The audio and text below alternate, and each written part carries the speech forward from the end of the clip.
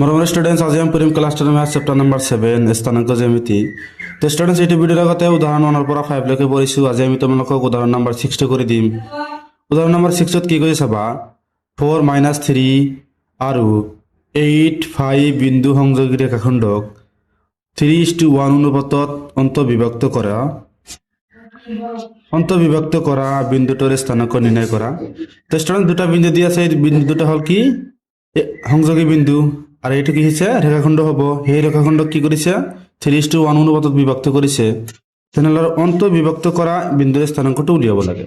চাবা ষ্টুডেণ্টছ, সেইটো তোমালোকক আমি সুন্দৰকৈ উলিয়াই দিম, ভালকৈ বুজি ল'বা। চাবা ষ্টুডেণ্টছ, তো ষ্টুডেণ্টছ আমি লিখি লৈছোঁ কি যে ধৰা হ'ল P(x, y) বিন্দুটো AB রেখাখণ্ডক 3:1 অনুপাতত বিভক্ত কৰিছে বা বিভক্ত কৰে। ষ্টুডেণ্টছ, এটা আমি লিখি লৈছোঁ। যিকোনো এটা কি রেখাখণ্ড আঁকি দিয়া, এটা হল কি রেখাখণ্ড। এটা আমি এ বিন্দু ধরিম, এর স্থানাঙ্ক কিমান আছে 4, -3। এটা আমি কি ধরিম বি, এর স্থানাঙ্ক কিমান আছে 8, 5। তাৰপিছত ইয়া কিমান অনুপাতত বিভক্ত কৰিছে 3:1। তেনেহ'লে এই বিন্দুটো আমাক উলিয়াব লাগে। এই বিন্দুটো আমি কিমান ধৰিছোঁ x, y। এই বিন্দুটোৰ স্থানাঙ্ক উলিয়াব লাগে। তাৰপিছত আমি বিভাজনৰ সূত্ৰ জানো, বিভাজনৰ সূত্ৰৰ পৰা আমি এই বিন্দুটোৰ স্থানাঙ্ক উলিয়াম। চাবা, তো স্টুডেন্ট, এটা আসলে কি ফর্মুলা যে এ এটা বিন্দু বি এটা বিন্দু দুটা সংযোগ করা রেখাখণ্ডক কিমান অনুপাতত বিভক্ত করে M1:M2 অনুপাতত অন্তর্বিভক্ত করা P(x, y) বিন্দুটোৰ স্থানাঙ্ক কেনেকৈ লিখিম M1:x2 + M2:x1 / M1 + M2, M1:y2 + M2:y1 / M1 + M2। এইটো ফর্মুলা ব্যবহার কৰিলাম কি পি বিন্দুৰ স্থানাঙ্ক ওলাব। তাৰপিছত এইটো ফৰ্মুলা ব্যৱহাৰ কৰি আমি সেই পি বিন্দুটোৰ স্থানাঙ্ক উলিয়াম। চাবা, তো চাবা ষ্টুডেণ্ট, আমি কি লিখিম যে এ কিমান দি আছে 4, -3। বি আমাক কিমান দি আছে 8, 5। বি আমাক কিমান দি আছে 8, 5। ইয়াৰ পৰা আমি কি কৰিম x1, y1 এইবিলাক লিখিলিম। এইটো হ'ল x1, y1, x2, y2। x1 মানে কিমান দি আছে 4, x2 আমাক কিমান দি আছে 8, y1 আমাক কিমান দি আছে -3, y2 আমাক কিমান দি আছে 5।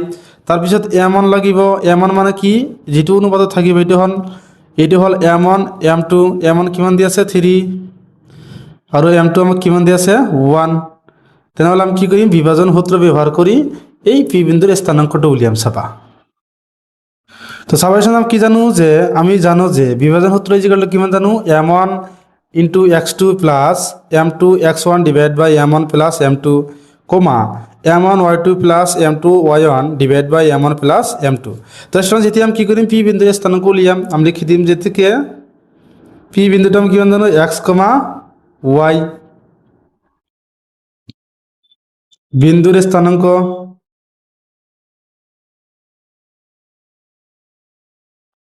উলিয়াব লাগে। তেনেহ'লে আমি কি কৰিম এইটো ফৰ্মুলা ব্যৱহাৰ কৰিম, ডাইৰেক্ট আমি বহাই দিম। চাবা, আমি M1 কিমান জানো ষ্টুডেণ্টছ, ইয়াত আমি জানো 3, M2 আমি কিমান জানো 1। এই মানবোৰ আমি ইয়াত বহাই দিম। চাবা, M1 আমি কিমান জানো 3 জানো, 3 * x2 আমি কিমান জানো ষ্টুডেণ্টছ, x2 মানে আমি কিমান জানো ইয়াত 8 জানো, ইয়াত আমি কিমান জানো 8 বহাই দিয়া, প্লাস M2 আমি কিমান জানো 1 * x1 আমি কিমান জানো ষ্টুডেণ্টছ 4 জানো, 4টো বহাই দিয়া, ডিভাইড বাই M1 + M2 মানে 3 + কিমান হ'ব 1, 3 + 1, M1 আমি কিমান জানো 3 y2 আমি জানো, y2 আমি কিমান জানো 5 প্লাস M2 আমি কিমান জানো 3 আমি কিমান জানো y1 আমি কিমান জানো 3। এটা আমি কিমান বহাই দিম 3 কিমান আছে -3 ডিভাইড বাই 3 প্লাস কিমান হ'ব 1 মানে M1 + M2। এটা এতিয়া আমি ক্যালকুলেট কৰিম। চাবা, তো চাবা ষ্টুডেণ্ট, ইয়াত অলপ ভুল হৈছে, সরি ষ্টুডেণ্টছ। আমাক কি দি আছে M2 আমি কিমান জানো 1, M2 আমি কিমান জানো 1, আমি ইয়াত কিমান বহাইছোঁ 3। এইটো 3 নহ'ব, এইটো কিমান হ'ব 1। সরি ষ্টুডেণ্টছ, তোমালোকে ভালকৈ লিখি ল'বা।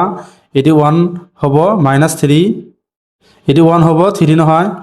চাবা, তাৰপিছত আমি কি কৰিম চাবা, এটা পূরণ করে দিম 3 8 যা 24 প্লাস 1 4 যা 4 ডিভাইড বাই 4 কমা এটা কি হলো 3 5 যা 15 মাইনাস প্লাস মাইনাস 3 1 যা 3 ডিভাইড বাই 4 এটা আমি কিভাবে লিখি পারো 28 ডিভাইড বাই 4 এটা আমি কিভাবে লিখি পারো 12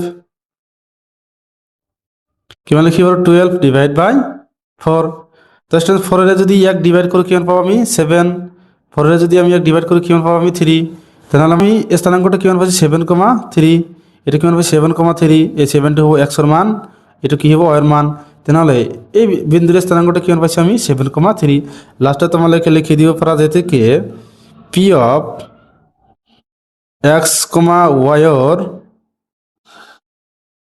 স্থানাঙ্ক